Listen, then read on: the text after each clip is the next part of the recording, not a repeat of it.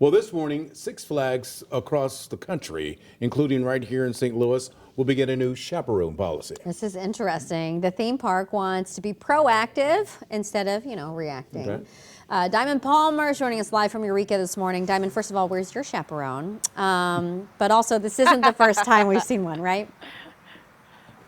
Oh yeah, Michelle and Rennie, I am far much older than 15 years old, so this doesn't apply to me.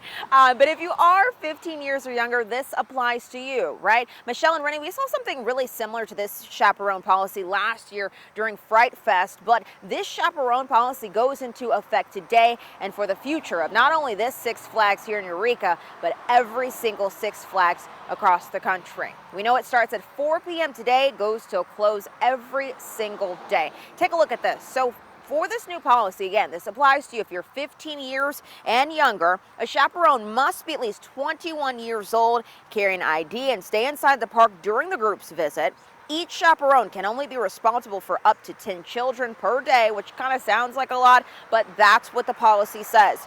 Those that are 16 years or older may be asked to show their ID to prove their age. The catch is, if someone 15 years or younger is caught in the park alone when the policy is in effect, they could be removed from Six Flags. The new policy will apply to everyone, including season pass holders. And for parents, listen to this. They're still responsible for their children's behavior and could be held legally liable for any misconduct. This is what one parent had to say.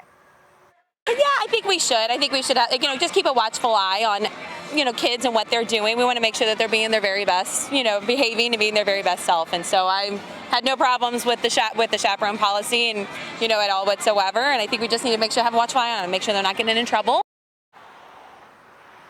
All right, and Michelle and Rennie, I know that many parents like yourself are probably wondering, okay, so what prompted this? That's what we asked Six Flags St. Louis, and they say really for them in this specific park, there was nothing that stood out to them as to why they're implementing this chaperone policy. It's just something that's really a sign of the times, and there are similar chaperone policies around the St. Louis area at many museums and malls and other attractions. So if you're heading out this summer, just make sure you're aware of any chaperone policy, not just at Six Flags, but everywhere in our area.